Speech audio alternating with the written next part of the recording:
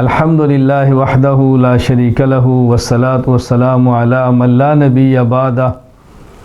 جب جانور کو ذبح کرنا ہو تو چند ایک امور سے بچنا ضروری ہے جو ذبح کرنے وقت نہیں ہونے چاہیے۔ جانور کے ذبح کرتے وقت یہ امور وہ ہیں جو مکروہ ہیں، اس کا بہت خیال فرمائیں۔ نمبر 1، جس چھری یا آلے سے جانور کو ذبح کرنا ہے جانور کے سامنے اس کو تیز نہ کریں، ذبح سے پہلے جانور کے سامنے اس کو لہرائے نہیں۔ نمبر 2، کند چھری سے ذبح نہ کریں کہ جس میں زور لگانا پڑے، ذبح میں جانور کو تکلیف ہو۔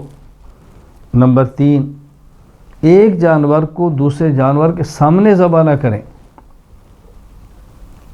ایک جانور کو دوسرے جانور کے سامنے ذبح نہ کریں۔ کوشش کریں اگر ایک سے زائد جانور ہیں ایک طرف رکھ لیں، ایک جانور لیں ذبح کریں، پھر دوسرا لیں اس کو ذبح کریں۔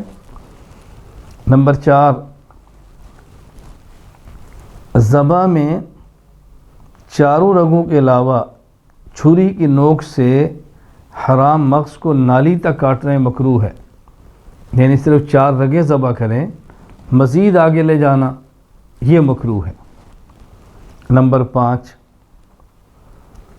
ذبح کے دوران جانور کا سینہ کھول کر دل کو کاٹنا یہ مکروہ ہے، یعنی ادھر جانور ذبح کر رہے ہیں، ابھی ذبح مکمل بھی نہیں ہوا اور آپ نے کاٹ کے دل کو نکالا، اللہ اکبر، سے جانور کو تکلیف ہوتی ہے، احتیاط کریں۔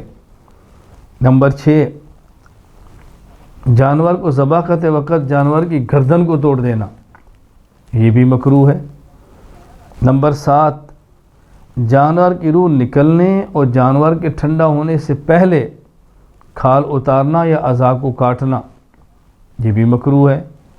نمبر 8، جانور کو رات کے وقت ذبح کرنا یہ بھی مکروہ ہے جب روشنی کا انتظام ذرا کمزور ہو۔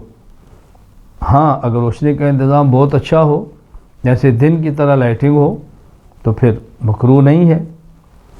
نمبر 9، اونٹ کے علاوہ کسی دوسرے جانور کو کھڑی حالت میں ذبح کرنا مکروہ ہے۔ اونٹ کا مسئلہ تو الگ ہے، اونٹ کے علاوہ باقی جانوروں کو کھڑا کر کے ذبح کرنا یہ مکروہ ہے، لٹا کر ذبح کریں۔ نمبر 10، اونٹ کے زمین پر گرنے کے بعد اس کی گردن کو 3 جگہ سے کاٹنا اس لیے کہ یہ بلا وجہ تکلیف دینا ہے۔ اونٹ کو کھڑا کیا ہے، نہر کر دیا ہے، ذبح ہو گیا ہے، اونٹ گر گیا ہے، اب پھر ایک جگہ سے کاٹنا، دوسری جگہ سے کاٹنا، تیسری جگہ سے کاٹنا یہ مکروہ ہے۔ تو قربانی کرتے وقت ان چیزوں کا خیال کریں کہ یہ کام نہیں کرنے۔ وآخر دعوانا الحمدللہ رب العالمین۔